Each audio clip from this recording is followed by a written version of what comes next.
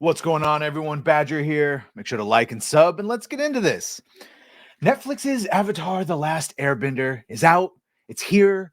We've heard many things about them removing or minimizing Sokka's sexism to the addition of the showing the genocide of the last Airbenders and how it's going to appeal to Game of Thrones fans. Heard a lot of things. How is it, though? Well, I've only seen the first episode, the first full hour. For me personally, I was bored for much of it. The dialogue is atrocious, like just very heavy-handed. Aang literally says, "I don't want this power and I'm afraid of it." Like it's that level of dialogue where people are just saying the exposition back and forth besides having actual conversations. CGI is fine to me and the action is all right, but again, I just spent much of the first episode bored. And yeah, as far as minimizing Sokka's sexism, there was one moment where he should have made a joke and you could see the joke and you could see him not make it. And then Katara says a joke to him and makes fun of him, but because he didn't have the joke that made him look like an asshole, she just looks like a bitch for making fun of him for defending his village. So already you could sort of see, well, if you take away one character's flaws, then the other character who maybe be chastising them for the flaws, when you just have their joke without the flaws that started it to begin with, now you've made another character unlikable when frankly they should all be likable, and I just didn't care about any of them. And that's my 1 minute mini review. Let's see what everyone else is saying, starting with Variety, of course, who says Netflix's live action Avatar The Last Airbender is a beautifully crafted disappointment. And yeah, I would agree with that. At least, again, 1 hour out of 7 more is 8 episodes, 8 hours total. Maybe it gets way better. But the fact that the co-creators left, I'm starting to understand more and more the more I see. And as we see here, now when they get to their meat, tasked with adapting the animated series' first season of 20 episodes into just 8 hours, the live-action Avatar starts promisingly enough. After living in harmony for millennia, the power-crazed Fire Nation, led by Fire Lord Sozin, rises against the world's other 3 nations. And they show that in the beginning, as well as like the first half an hour, 20 minutes, half an hour is basically Aang running away, who they've got him flying around like Anakin Skywalker. I mean, obviously he can fly, but they're making it seem like he's extra special than the other airbenders, when it was like he was talented, but that's why it becomes such a shock that he's chosen as the avatars, because he's just another one of the airbenders. But now it's not a surprise at all that he's an airbender. And then, of course, so they think overall it's just a disappointment. Here, Screen Rant, they loved it. Keeps its best qualities, which I'm not sold on the characters yet. Aang was sort of annoying. Katara sort of annoying. Even, yeah. Boy, that trailer did a lot of good for them. But in actually watching them, something is missing, and maybe it will just take more time. But and if you're comparing it to the movie, which many are, sure. No, normies are going to love this. If you don't know anything about Avatar, you're going to love it, probably. Unless you really are like critiquing the dialogue, and then you might have your issues. There's a lot of trepidation surrounding Netflix's live-action adaptation of The Last Airbender. It's par for the course, considering how beloved the original series was and how reviled the last live-action film was in comparison.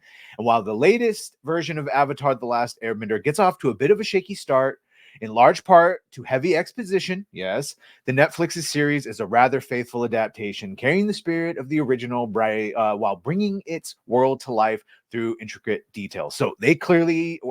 I doubt anyone has watched the full 8 episodes, but maybe Screen Rant has, in which case they give it a much more balanced.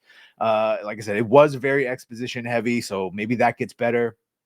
Here, Entertainment Weekly, The Last Airbender sparks, but never blazes as bright as the original, and that feels like what is going to happen. It's going to be a very okay adaptation, but nowhere near as good as the animated. And as I think someone will point out, maybe they couldn't get that. I think we all know they could, but let's see, everyone is sort of starting off the same way, setting it up that, yeah, it was going to probably be set up for failure no matter what, but this is better than everyone expecting. Hollywood loves a live action version of a beloved animated IP, and previous Netflix attempts have varied from decent, One Piece, to decidedly mediocre, Cowboy Bebop. The new Avatar follows a similar model, hewing closely to the plot of the original series, even as it trades 20-minute episodes for sprawling hour-long installments. Yeah. And then the basic story. Let's see. Hollywood Reporter, they gave the worst review, I think. So actually, we'll save that for a second. IGN gave it a 7, and they rated this higher than One Piece.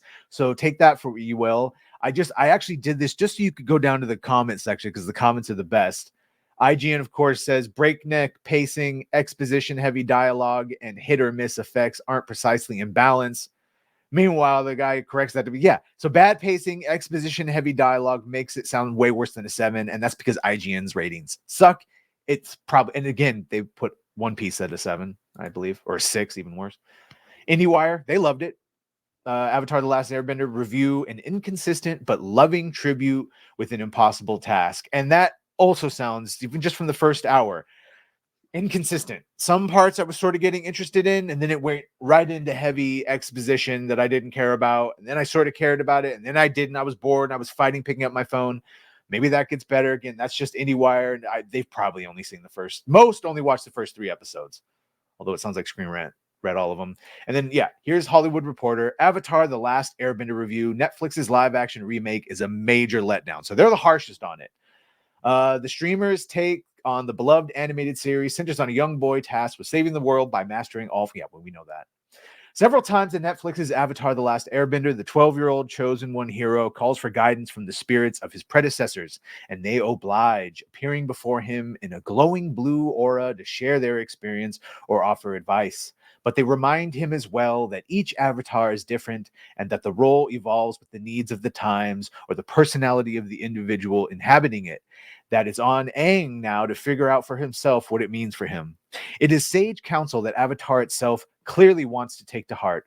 The live-action drama is positioned not only just a remake of the Nickelodeon animated saga, but as a corrective to the disastrous 2010 movie adaptation.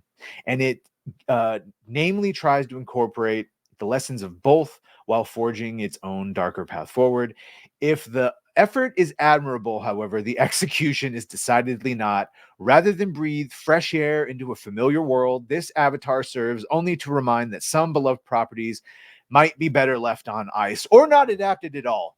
Maybe just go watch the animated series. But you can see all along the spectrum here of reviews, most saying essentially that like it's watchable, they tried, but this ain't the one. They still haven't hit the greatness.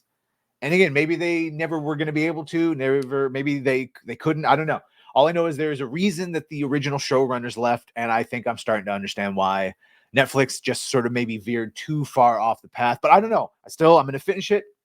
May or may not do a full series review, but I got 7 more episodes to watch. But so far, I'm understanding and agreeing with some of these reviews, and then some of the other ones are look, to be expected.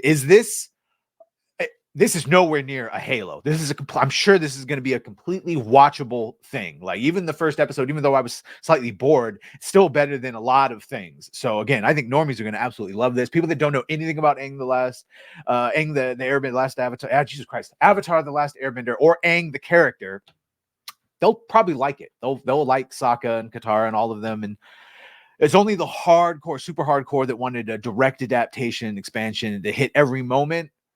You guys are probably going to be pissed. So let me know what you think of this in the comments. If you've watched the first episode, or if you binged all of them the second it dropped, be sure to like, share, sub, and well,